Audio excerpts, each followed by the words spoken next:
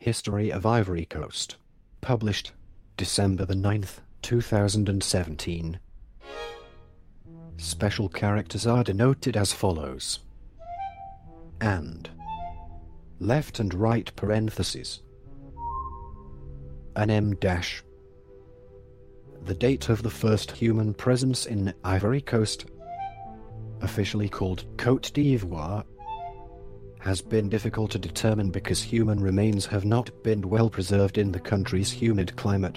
However, the presence of old weapon and tool fragments, specifically polished axes cut through shale and remnants of cooking and fishing, in the country has been interpreted as a possible indication of a large human presence during the Upper Paleolithic period, 15,000 to 10,000 BC, or at the minimum, the Neolithic period, the earliest known inhabitants of, in French, Côte d'Ivoire, however, have left traces scattered throughout the territory. Historians believe that they were all either displaced or absorbed by the ancestors of the present inhabitants.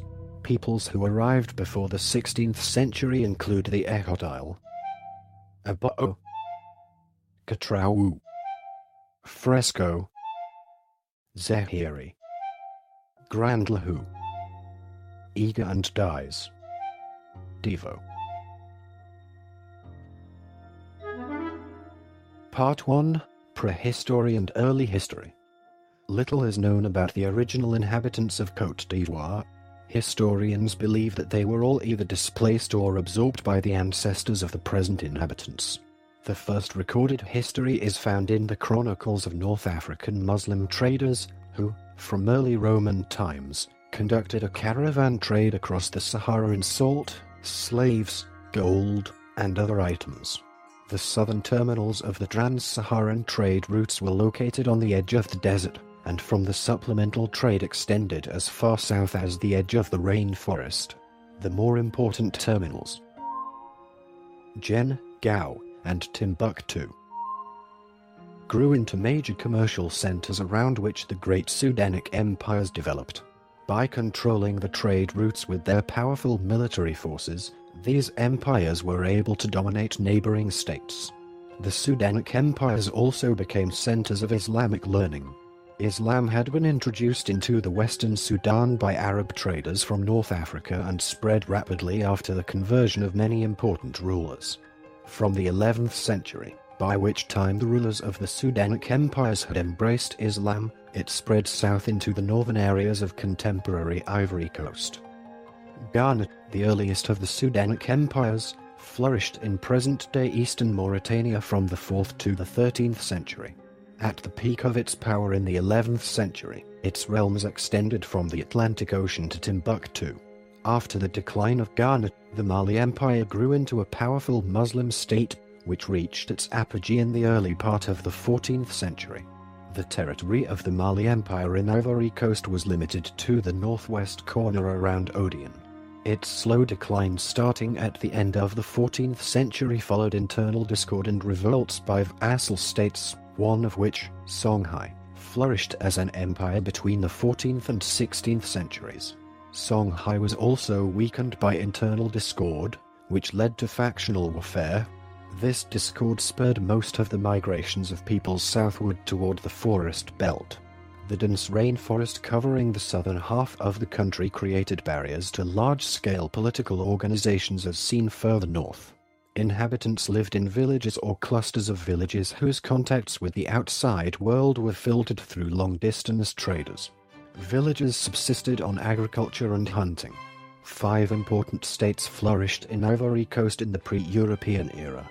The Muslim Kong Empire was established by the Jula in the early 18th century in the north-central region inhabited by the Senofo, who had fled Islamization under the Mali Empire. Although Kong became a prosperous center of agriculture, trade, and crafts, ethnic diversity and religious discord gradually weakened the kingdom. The city of Kong was destroyed in 1895 by Samori Toure. The Abron Kingdom of Jaman was established in the 17th century by an Akan group, the Abron, who had fled the developing Asante Confederation in what is present-day Ghana.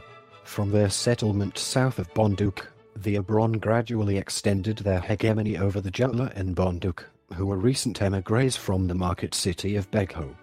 Bonduk developed into a major center of commerce and Islam. The kingdom's Quranic scholars attracted students from all parts of West Africa. In the mid-18th century in east-central Ivory Coast, other Akan groups fleeing the Asante established a Baoa kingdom at Sarkasso and Tuagni kingdoms, Indanians and Wi. The Baoa, like the Asante, elaborated a highly centralized political and administrative structure under 3 successive rulers, but it finally split into smaller chiefdoms. Despite the breakup of their kingdom, the Baoa strongly resisted French subjugation. The descendants of the rulers of the Agni kingdoms tried to retain their separate identity long after Ivory Coast's independence. As late as 1969, the Sandwi of Kranjabo attempted to break away from Ivory Coast and form an independent kingdom. Part 2. Trade with Europe and the Americas. The African continent, situated between Europe and the imagined treasures of the Far East, quickly became the destination of the European explorers of the 15th century. The first Europeans to explore the West African coast were the Portuguese. Other European sea powers soon followed, and trade was established with many of the coastal peoples of West Africa. At first, the trade included gold, ivory, and pepper, but the establishment of American colonies in the 16th century spurred a demand for slaves, which led to the kidnap and enslavement of people from the West African coastal regions. See African slave trade. Local rulers, under treaties with the Europeans, procured goods and slaves from inhabitants of the interior.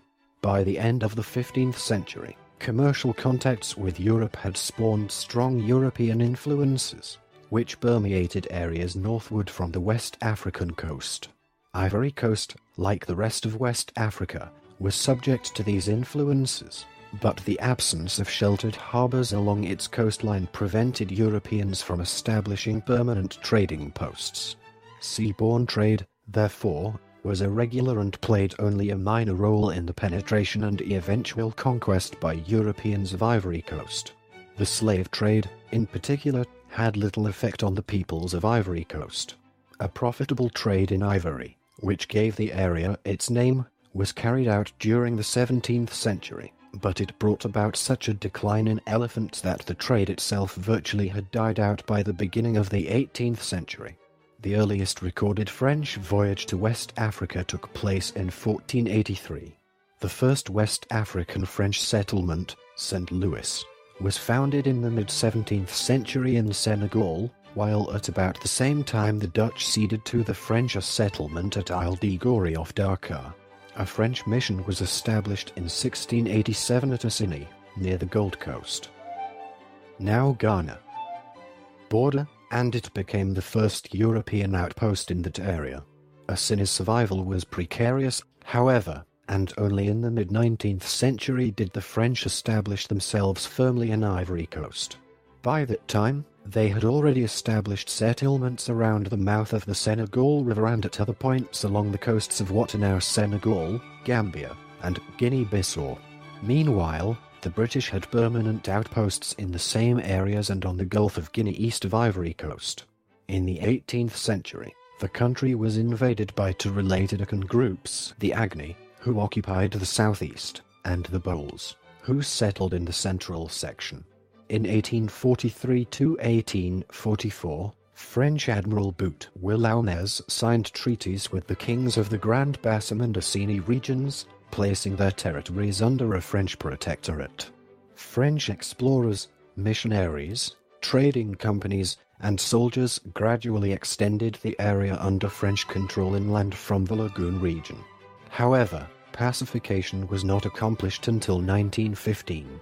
Activity along the coast stimulated European interest in the interior, especially along the two great rivers, the Senegal and the Niger. Concerted French exploration of West Africa began in the mid-19th century but moved slowly and was based more on individual initiative than on government policy. In the 1840s, The French concluded a series of treaties with local West African rulers that enabled the French to build fortified posts along the Gulf of Guinea to serve as permanent trading centers. The first posts in Ivory Coast included one at Alassane and another at Grand Bassam, which became the colony's first capital. The treaties provided for French sovereignty within the posts and for trading privileges in exchange for fees or customs, paid annually to the local rulers for the use of the land. The arrangement was not entirely satisfactory to the French because trade was limited and misunderstandings over treaty obligations often arose. Nevertheless, the French government maintained the treaties, hoping to expand trade. France also wanted to maintain a presence in the region to stem the increasing influence of the British along the Gulf of Guinea coast. The defeat of France in the Franco-Prussian War 1871 and the subsequent annexation by Germany of the French province of Alsace-Lorraine caused the French government to abandon its colonial ambitions and withdraw its military garrisons from its French West African trading posts, leaving them in the care of resident merchants. The trading post at Grand Bassam in Ivory Coast was left in the care of a shipper from Marseille, Arthur Verdier, who in 1878 was named resident of the establishment of Ivory Coast. In 1885, France and Germany brought all the European powers with interests in Africa together at the Berlin Conference. Its principal objective was to rationalize what became known as the European scramble for colonies in Africa. Prince Otto von Bismarck also wanted a greater role in Africa for Germany, which he thought he could achieve in part by fostering competition between France and Britain. The agreement signed by all participants in 1885 stipulated that on the African coastline only European annexations or spheres of influence that involved effective occupation by Europeans would be recognized. Another agreement in 1890 extended this rule to the interior of Africa and set off a scramble for territory, primarily by France, Britain, Portugal, and Belgium. Part 3. Establishment of French rule. In 1886, to support its claims of effective occupation, France again assumed direct control of its West African coastal trading posts and embarked on an accelerated program of exploration in the interior. In 1887, Lieutenant Louis Gustave Binga began a 2-year journey that traversed parts of Ivory Coast's interior. By the end of the journey, he had concluded 4 treaties establishing French protectorates in Ivory Coast. Also in 1887, Verdier's agent, Marcel Tricq-Laplen, negotiated 5 additional agreements that extended French influence from the headwaters of the Niger River basin through Ivory Coast. By the end of the 1880s, France had established what passed for effective control over the coastal regions of Ivory Coast, and in 1889 Britain recognized French sovereignty in the area. That same year, France named Tricq-Laplen titular governor of the territory. In 1893 Ivory Coast was made a French colony, and then Captain Binga was appointed governor. Agreements with Liberia in 1892 and with Britain in 1893 determined the eastern and western boundaries of the colony, but the northern boundary was not fixed until 1947 because of efforts by the French government to attach parts of Upper Volta, present-day Burkina Faso, and French Sudan, present-day Mali, to Ivory Coast for economic and administrative reasons. Throughout the process of partition, the Africans were little concerned with the occasional white person who came wandering by. Many local rulers in small, isolated communities did not understand or, more often, were misled by the French about the significance of treaties that compromised their authority. Other local leaders, however, thought that the French could solve economic problems or become allies in the event of a dispute with belligerent neighbors. In the end, the loss of sovereignty by the local rulers was often the result of their inability to counter French deception and military force rather than a result of support for French encroachment. Part 4. French Colonial Era. Côte d'Ivoire officially became a French colony on March 10, 1893. Binga, who had explored the Gold Coast frontier, was named the first governor. he negotiated boundary treaties with Liberia and the United Kingdom for the Gold Coast, and later started the campaign against Samori Toure, a Malink chief who fought against the French until 1898. Throughout the early years of French rule, French military contingents were sent inland to establish new posts. The French penetration and settlement encountered much resistance from locals, even in areas where treaties of protection had been in force. Among those offering greatest resistance was Samori Toure, who in the 1880s and 1890s was establishing an empire that extended over large parts of present-day Guinea, Mali, Burkina Faso, and Ivory Coast. Samori Toure's large, well-equipped army, which could manufacture and repair its own firearms, attracted strong support throughout the region. The French responded to Samori Toure's expansion of regional control with military pressure. French campaigns against Samori Toure, which were met with fierce resistance, intensified in the mid-1890s until he was captured in 1898. France's imposition of a head tax in 1900, aimed at enabling the colony to undertake a public works program, provoked a number of revolts. The public works programs undertaken by the Ivorian colonial government and the exploitation of natural resources required massive commitments of labor. The French therefore imposed a system of forced labor under which each male adult Ivorian was required to work for 10 days each year without compensation as part of his obligation to the state. The system was subject to extreme misuse and was the most hated aspect of French colonial rule, because the population of Ivory Coast was insufficient to meet the labor demand on French-held plantations and forests, which were among the greatest users of labor in French West Africa. The French recruited large numbers of workers from Upper Volta to work in Ivory Coast. This source of labor was so important to the economic life of Ivory Coast that in 1932 the OF annexed a large part of Upper Volta to Ivory Coast and administered it as a single colony. Many Ivorians viewed the tax as a violation of the terms of the Protectorate treaties because it seemed that France was now demanding the equivalent of a coutume from the local kings rather than the reverse. Much of the population, especially in the interior, also considered the tax a humiliating symbol of submission. From 1904 to 1958, Ivory Coast was a constituent unit of the Federation of French West Africa. It was a colony and an overseas territory under the Third Republic. Until the period following World War II, governmental affairs in French West Africa were administered from Paris. France's policy in West Africa was reflected mainly in its philosophy of association, meaning that all Africans in Ivory Coast were officially French subjects without rights to representation in Africa or France. In 1905, the French officially abolished slavery in most of French West Africa. In 1908, Gabriel Angoulevent was appointed governor of Ivory Coast. Angoulevent, who had little prior experience in Africa, believed that the development of Ivory Coast could proceed only after the forceful conquest, or so-called pacification, of the colony. He thus embarked on a vigorous campaign, sending military expeditions into the hinterland to quell resistance.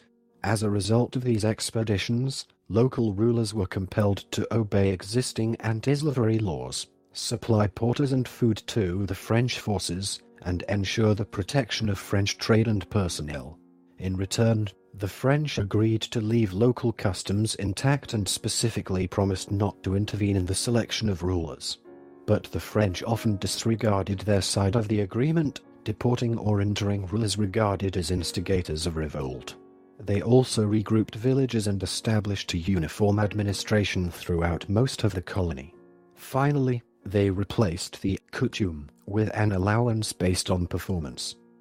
French colonial policy incorporated concepts of assimilation and association. Assimilation presupposed the inherent superiority of French culture over all others, so that in practice the assimilation policy in the colonies meant extension of the French language, institutions, laws, and customs. The policy of association also affirmed the superiority of the French in the colonies, but it entailed different institutions and systems of laws for the colonizer and the colonized. Under this policy, the Africans in Ivory Coast were allowed to preserve their own customs insofar as they were compatible with French interests. An indigenous elite trained in French administrative practice formed an intermediary group between the French and the Africans. Assimilation was practiced in Ivory Coast to the extent that after 1930 a small number of westernized Ivorians were granted the right to apply for French citizenship. Most Ivorians, however, were classified as French subjects and were governed under the principle of association. As subjects of France, they had no political rights. Moreover, they were drafted for work in mines, on plantations, as porters, and on public projects as part of their tax responsibility. They were also expected to serve in the military and were subject to the Indigenat, a separate system of law. In World War II, the Vichy regime remained in control until 1943, when members of General Charles de Gaulle's provisional government assumed control of all French West Africa. The Brazzaville Conference in 1944, the first Constituent Assembly of the Fourth Republic in 1946, and France's gratitude for African loyalty during World War II led to far-reaching governmental reforms in 1946. French citizenship was granted to all African subjects, the right to organize politically was recognized, and various forms of forced labor were abolished. A turning point in relations with France was reached with the 1956 Overseas Reform Act. Louis Cadre, which transferred a number of powers from Paris to elected territorial governments in French West Africa and also removed remaining voting inequalities. Until 1958, governors appointed in Paris administered the colony of Ivory Coast, using a system of direct, centralized administration that left little room for Ivorian participation in policy making. The French colonial administration also adopted divide-and-rule policies, applying ideas of assimilation only to the educated elite.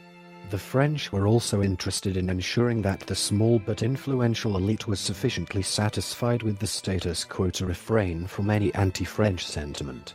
In fact, although they were strongly opposed to the practices of association, educated Ivorians believed that they would achieve equality with their French peers through assimilation rather than through complete independence from France, a change that would eliminate the enormous economic advantages of remaining a French possession.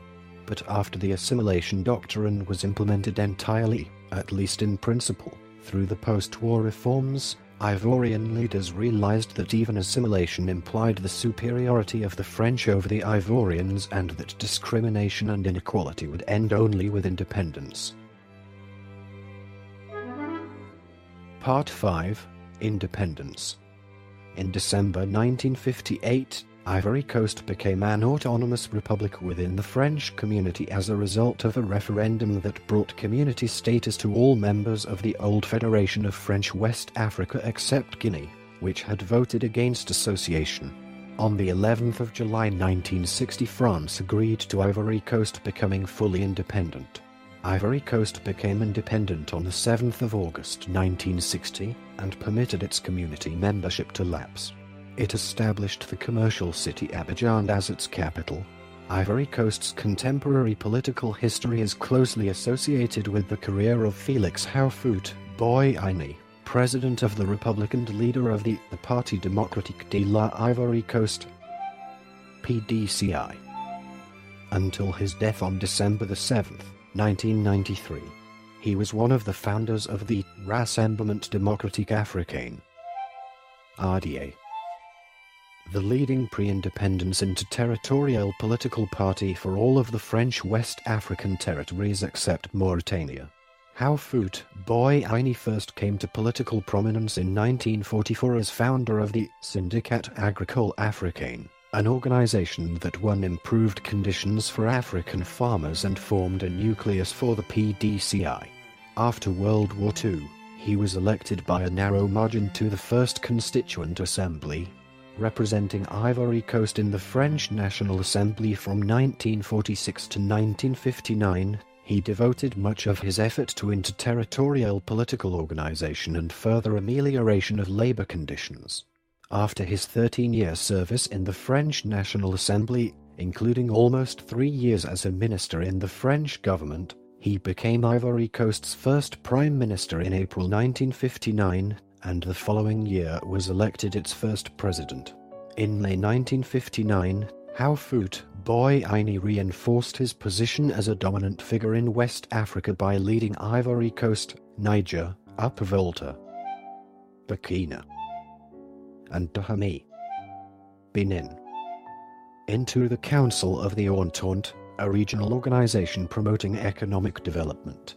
He maintained that the road to African solidarity was through step-by-step economic and political cooperation, recognizing the principle of non-intervention in the internal affairs of other African states. Houphouët Boigny was considerably more conservative than most African leaders of the post-colonial period, maintaining close ties to the West and rejecting the leftist and anti-Western stance of many leaders at the time. This contributed to the country's economic and political stability. The first multi-party presidential elections were held in October 1990 and Houphouët Boigny won convincingly.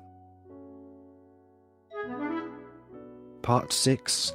After Houphouët Boigny. Houphouët Boigny died on December 7, 1993, and was succeeded by his deputy Henri Konan Bedi, who was the president of the parliament. He was overthrown on December 24, 1999 by General Robert Guéry, a former army commander sacked by Bedi. This was the first coup d'état in the history of Ivory Coast. An economic downturn followed, and the junta promised to return the country to democratic rule in 2000. Guéry allowed elections to be held the following year, but when these were won by Laurent Gbagbo, he at first refused to accept his defeat. But street protests forced him to step down, and Gbagbo became president on October 26, 2000. Part 7. First Civil War. On September 19, 2002, a rebellion in the north and the west came up and the country became divided in 3 parts. Mass murders occurred, notably in Abidjan from the 25th to the 27th of March, when government forces killed more than 200 protesters, and on the 20th and the 21st of June in Bouague and Kohogo, where purges led to the execution of more than 100 people. A reconciliation process under international auspices started in 2003. In 2002, France sent its troops to Ivory Coast as peacekeepers. In February 2004, the United Nations established the United Nations Operation in Côte d'Ivoire, UNOCI. A disarmament was supposed to take place on October 15, 2004, but was a failure. Ivory Coast is now divided between the rebel leader Guillaume Soro and President Laurent Gbagbo, who has blocked the diplomatic advances made in Marrakech and Accra. Of the laws related to political reforms promised by Gbagbo in Accra, only 2 out of 10 have been voted on so far. The rebel side has not held its promises either, which results in a state of quasi-civil war. Frustration is now a dominant sentiment in the population, especially since the overall quality of life has dropped since the Felix Houphouët Boigny era. Responsibility for the worsening of the situation is widely attributed to the northern people, though the quality of life under Houphouët Boigny was mainly due to the sponsoring through the Franc system, designed to consolidate the influence of France in Africa. And the economy worked mainly thanks to a low-paid Burkina working class and immigrants from Mali.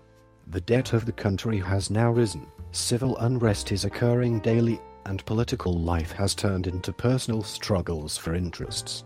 To answer these problems, the concept of Ivory right was born, a racist term which aims mainly at denying political and economic rights to the northern immigrants. New laws about eligibility, nationality and property are due to be adopted to address this issue, but if they are delayed, inscription of electors will be impossible before the next elections. This might lead to a dangerous situation where the government would stick to power, which the rebellion would likely not accept. Tensions between Ivory Coast and France increased on November 6, 2004, after Ivorian airstrikes killed 9 French peacekeepers and an aid worker. In response, French forces attacked the airport at Yamoussoukro, destroying all airplanes in the Ivorian Air Force.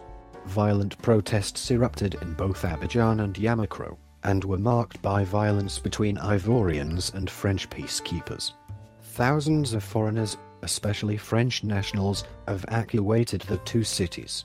Most of the fighting ended by late 2004, with the country split between a rebel-held north and a government-held south. In March 2007, the two sides signed an agreement to hold fresh elections, though they ended up being delayed until 2010, 5 years after Gbagbo's term of office was supposed to have expired. Part 8. Second Civil War. After northern candidate Alassane Ouattara was declared the victor of the 2010 Ivorian presidential election by the country's Independent Electoral Commission, CEI. The president of the Constitutional Council and ally of Gbagbo declared the results to be invalid and that Gbagbo was the winner. Both Gbagbo and Ouattara claimed victory and took the presidential oath of office. The international community, including the United Nations, the African Union, the Economic Community of West African States, ECOWS, the European Union, the United States, and former colonial power France affirmed their support for Ouattara and called for Gbagbo to step down. However, negotiations to resolve the dispute failed to achieve any satisfactory outcome. Hundreds of people were killed in escalating violence between pro-Gbagbo and pro-Ouattara partisans, and at least 1 million people have fled, mostly from Abidjan. International organizations reported numerous instances of human rights violations by both sides, in particular in the city of Duncan. The UN and French forces took military action, with the stated objective to protect their forces and civilians. Ouattara's forces arrested Gbagbo at his residence on the 11th of April 2011. This recording is a derivative work from Wikipedia. For more information, please visit www.frogcast.org.